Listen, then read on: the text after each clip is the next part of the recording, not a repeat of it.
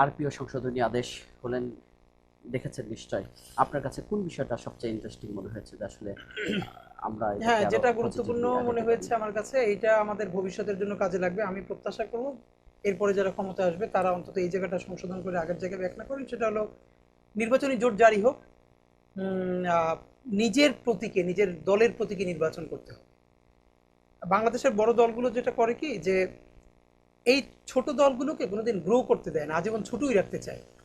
এবং এরকম আরো বেশ কিছু দল অনেকের সময় তৈরিও করে, যে আমার সাথে 5টা দল, 10টা দল, 20টা দল, এই সংখ্যাটা শুধু বাড়ানোর জন্য।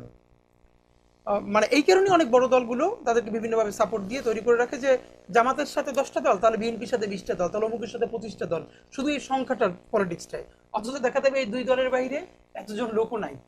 তো এই জন্য যেটা দরকার, যদি আপনি ধরেন এর মধ্যে কোনো দল, তারা সত্যিকার অর্থেই ভালো কিছু করবার আকাঙ্ক্ষায় পলিটিক্সটা শুরু করেছে। এখন বাংলাদেশের নির্বাচনী ব্যবস্থা তো এমন যে অনেক সময় একা অনেকের করা সম্ভব হয় না। তো জোট যখন করে, তখন সে তার মার্কা জলাঞ্জলি দিয়ে যখন বড় দলের প্রতীকে করছে, এই কিন্তু তার ভিশন এবং তার সমস্ত সিগনিফিকেন্স হারিয়ে ফেলছে। এখানে এইটাকে বড় দলগুলো সুযোগ হিসেবে ব্যবহার করে, সেটা সকল বড় দল। তো এখন যদি এইটা যেহেতু হয়েছে, দ্যাট মিনস বড় দলগুলো এখন চিন্তা করবে যে আমি যাকে জোটে নিব, তাকে তো তার মার্কাতেই নির্বাচনে সমর্থন দিতে হবে, স্পেসটা দিতে হবে। আমার মনে হয় যারা নতুন রাজনীতি করতে চান, তাদের গ্রো করবার একটা দারুণ সুযোগ আছে এখানে, যে মার্কার বাইনারির বাইরে গিয়েও নতুন মার্কাকে পরিচিত করা। এবং এটা এটা একটা দারুণ হয়েছে। এবং আগে বড় দলগুলো করতে পারতো কি, নিজের তাইলে প্রতীকের তো একটা দাম আছে, ব্র্যান্ডিং এর অনেক দাম আছে না? তো ছোট দল এরকম বলতে পারতো যে তুমি তোমার প্রার্থীতে মানে এই প্রতীকে দিলেই তো তুমি করতে পারবা, সুতরাং তুমি রাজি হও।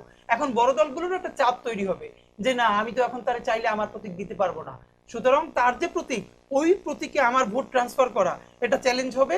সুতরাং ওই জায়গাটা তারা আরো ভেবে দেখবে, মন চাইলেই আগের মতো জোটটা একদম মনে হয় আরেকটু চিন্তা করতে হবে। এটা নতুন পার্টিগুলো এবং যারা নতুন রাজনীতি করতে চায় তাদেরকে গ্রো করার জন্য এটা একটা দারুণ কাজ হয়েছে।